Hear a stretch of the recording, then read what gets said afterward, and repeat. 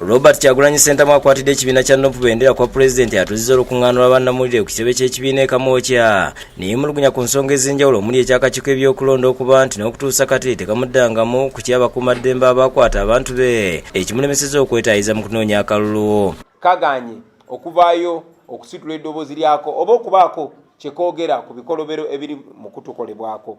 Mwami Byabakama n'akakiiko ke basirise nga tugaanibwa okugenda okukola kampeyini mu bitundu ebiri mu mateeka bitulina okukolamu kampeyini mu bitundu ebiri ku program.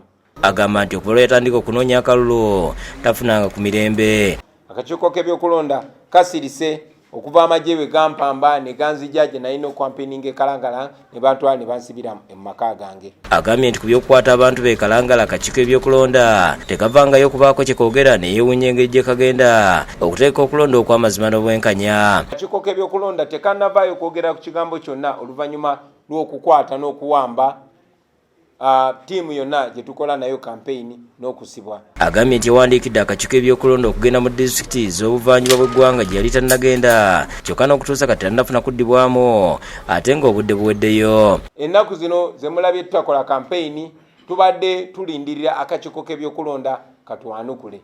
Akakiiko k'ebyokulonda tekatwalangako ddakiika zisukka 30 nga tebatuzeemu nga tebakiryalinze ffe genda kola kampeyini yaffe.